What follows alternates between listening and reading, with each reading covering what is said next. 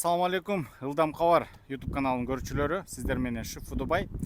Бүгүн биздин кардарлардын суранычы менен аукциондогу баягы битый машиналарды эмес, урулган эмес, таза биздин спростогу машиналарды тартканы келдик.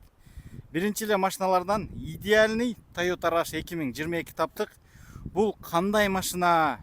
Задний приводпи, бензинби, турбинабы, атмосферникпи, жетиместалыбы кандай дегендерге полный үтүр точкасы менен айтып берейли деп, анан состояниялары кандай болот, баалары кандай болот көргөзөйүн деп келдик.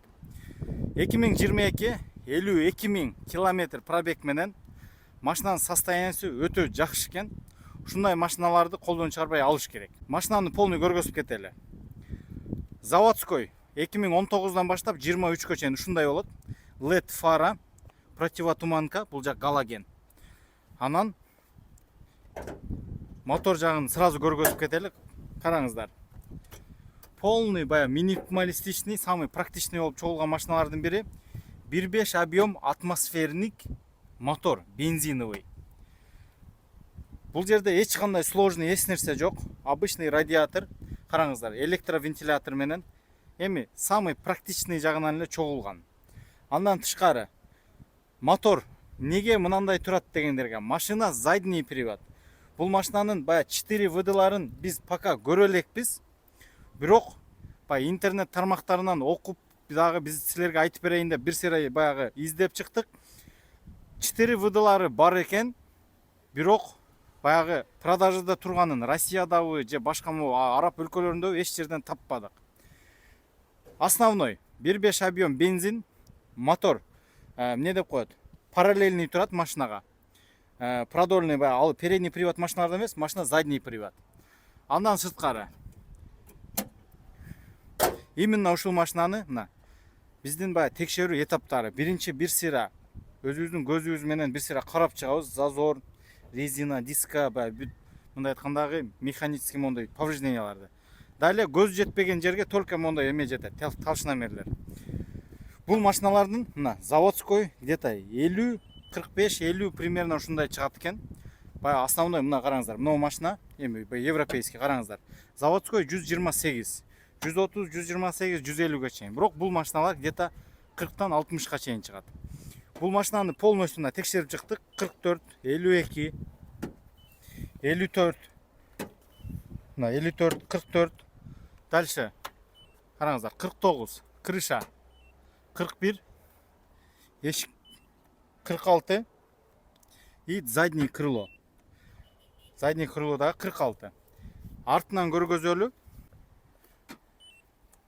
49, стойка 54, крыша 41. Кайра бул жак стойканы көргөзөлү 52, 57, 54. Далее 64, 57. Эми артынан аз бир сыйра түйүнөн көргөзүп коебуз. Мындай 100% тактап. Задний привод болсо, задний мост кардан болуш керек, билесиздер. Любой машинанын эми косяги жок машина только мындай айтканда эми жаңы машина болот да. Бул машинаныкы мына ушул жерде бир аз мындай эмеси бар экен, караңыздар мына. Без покраска чыгарса болот, ушул жерге бир нерсе тийип туруп, мына артынан. Муну могу кара жагын краситип, бул жагын без покраска жасап коюш керек. Бирок машина караңыздар. Родной краскада. Мына 47 полный родной. Далее машинанын багаж жагынан да көргөзүп коелу. Эми 3-чү рядты жаткызсаңыздар, полноценный жакшы багаж болот.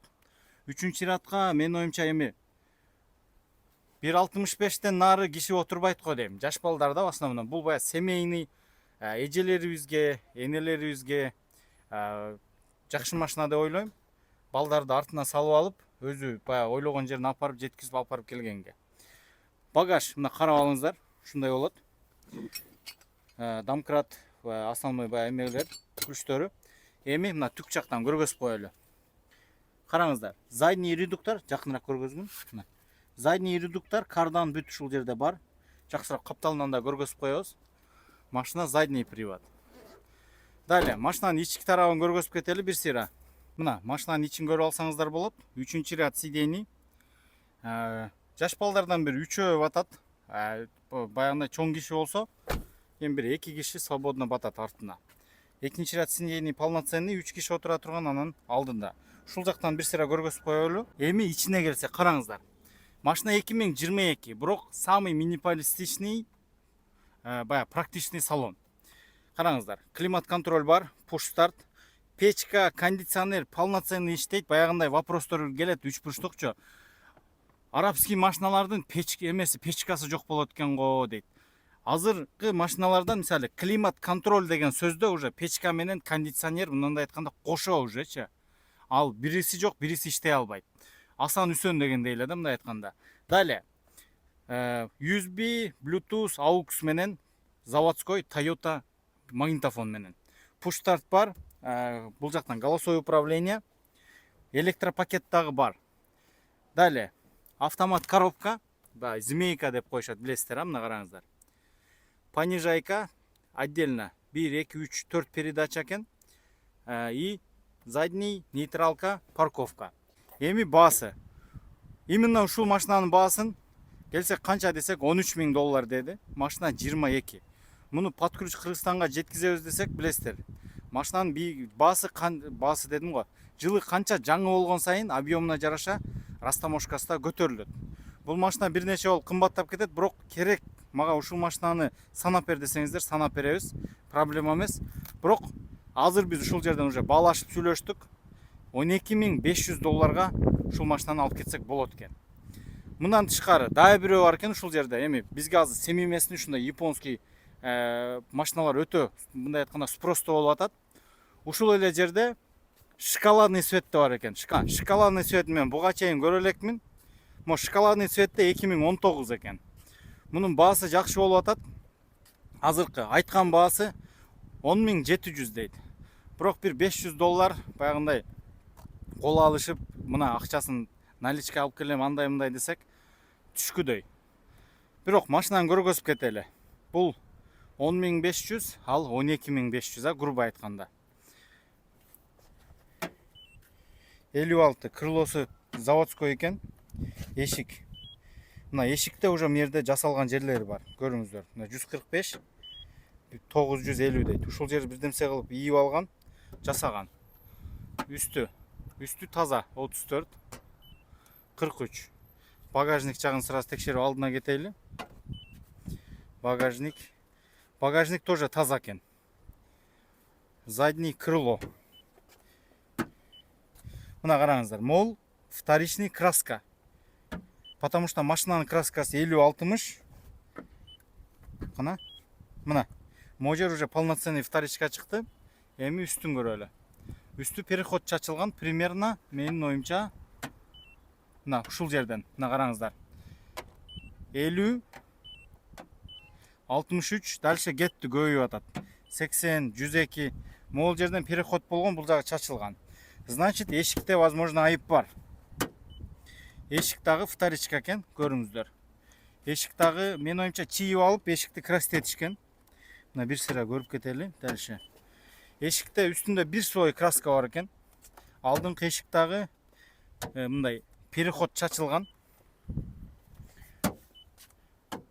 Бул жерден мен оюмча бир чийик болгон, краситеткен. Азыр бир сыра мына аныктап көргөзүп коелу сиздерге. Мына жакындап келсеңер көрөсүңөр. Могул жерге бая полировка кылып, краскалар чачыраптыр ручкасына. Mo içinde daha mojede kraskalar жүрөт. Андан тышкары. Мына. Мо түктү жакшылап көргөзүң, жакындап көрүнөбү? Могул жерде мындай красканын изи турат.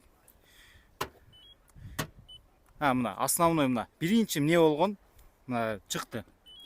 Могул жерге бирдемсе тийген, дальше могул жерден чийик кеткен. Мына. Мына жер көрдүңөрбү? 700, 300. Ушул жерде бир аз чийиги бар экен, ошону жасашыптыр. Бирок машинанын зазорлору жакшы. Мына мыналар дагы түз бойдон экен, караңыздар. 787. Капот. Капот оригинал.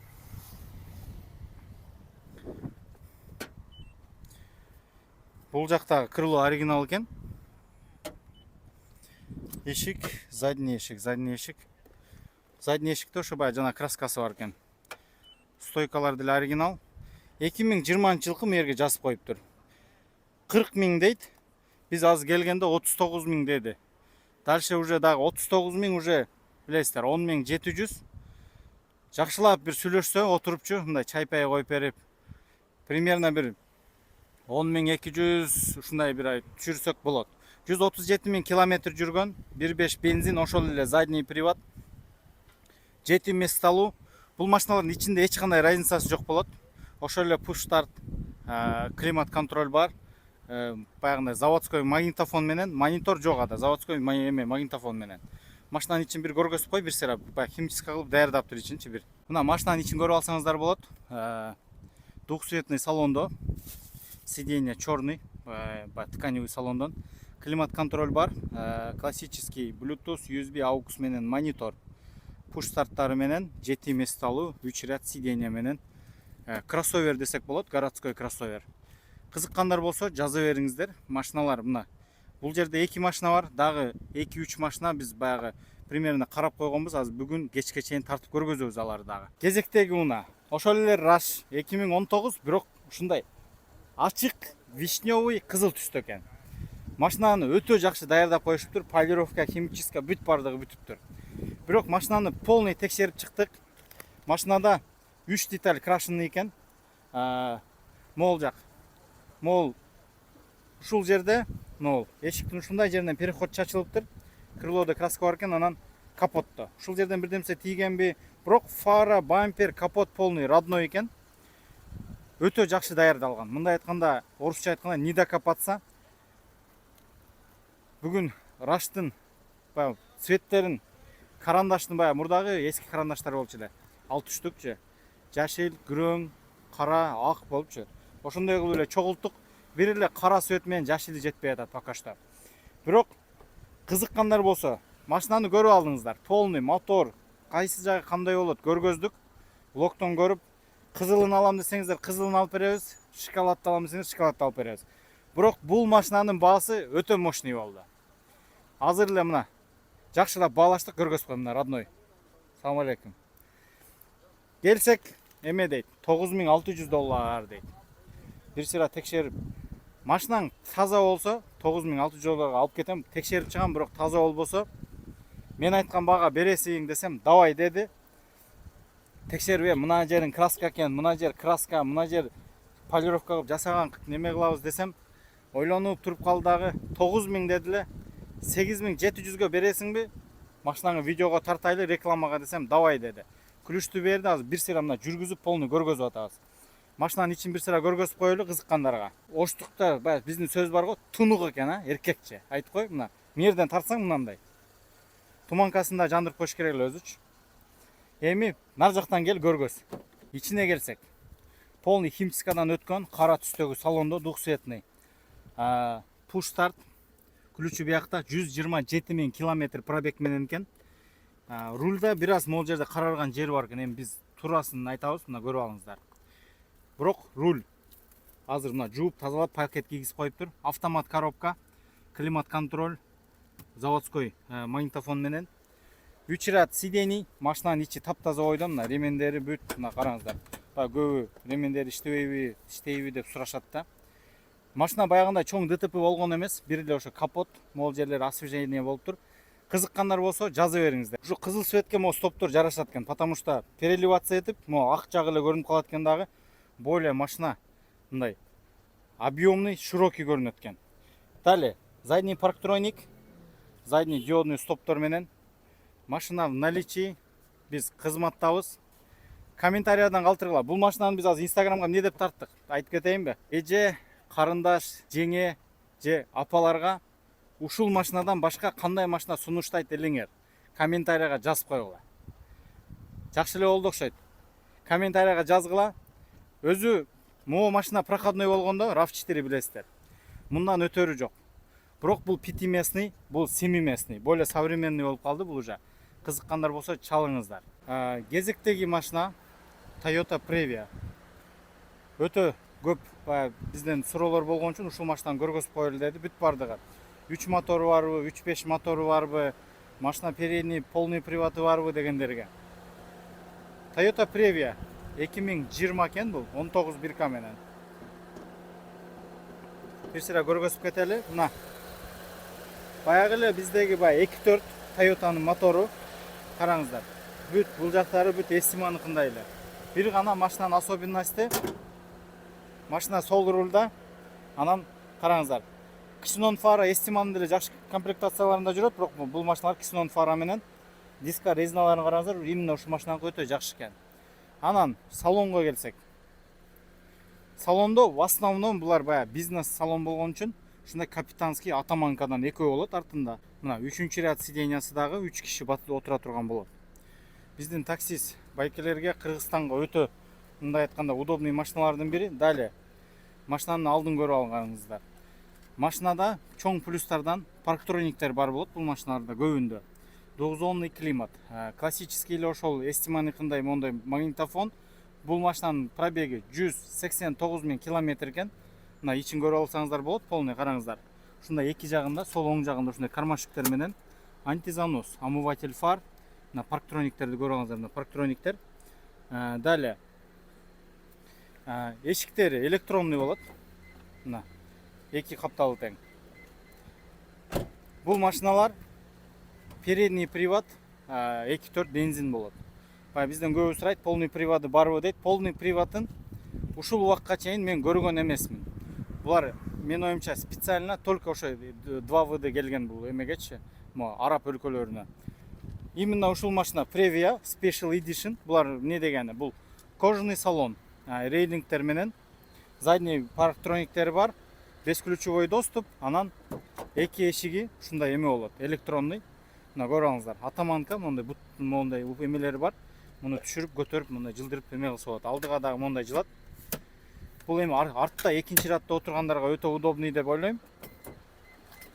Эми мына караңыздар. Бул перекит эмес. Мына караңыздар. Бул жагы механический сиденье, заводской эме болсо, водительский болсо электронный болот. Мына кнопкалары, рычагтарын көрүп алыңыздар. Көбү перекит эмеспи деген да бизде суроолор болот. Көрүп алыңыздар. Кезектеги машина Toyota Rush. Rush'тын дагы бир эле ак цвет эмес. Бүгүнкү күндөн уже мына 4-чү цвет, ак, кара, кызыл, еще шоколадный. Базовый мына кара цветте 2021 EX комплектацияда 128 000 километр жүрүптүр. Машинаны көргөзүп кетели. Бесключевой доступ, мына кнопкасы менен көрүңүздөр. Ичин бир байкап коюңуздар. Буга чейин машиналарды айтып бергенбиз. Ичинде разница только буларда состояние менен километрде. Состояниясы бул машинаныкы жакшы, 128 000 километр менен. Рульда бир аз чийилген жерлери бар экен, бирок муну билесиздер. Ошто болсо 3000 сомго, Бишкекте болсо 4000, 4,5 сомго жапжаң кылып тигип берет рульду. Далее алдынан бир көргөзүп кой, эми кара цветтин баягы сүрү башка по-любому. Мына көрүп алыңыздар. Кара цвет ушундай көрүнөт. LED фара, ушундай жеринде линиясы бар, ошол LED туманка менен. Мына машинаны көрүп алыңыздар. Toyota Rush 2021 бүт жазып коюп тур эмелерин. Эми ушул машина менен бүгүнкү күндү аяктайлы. Көрүп турасыздар, уже кеч дагы кирди. Азыр бул жерде шорумдар жабылып баштайт.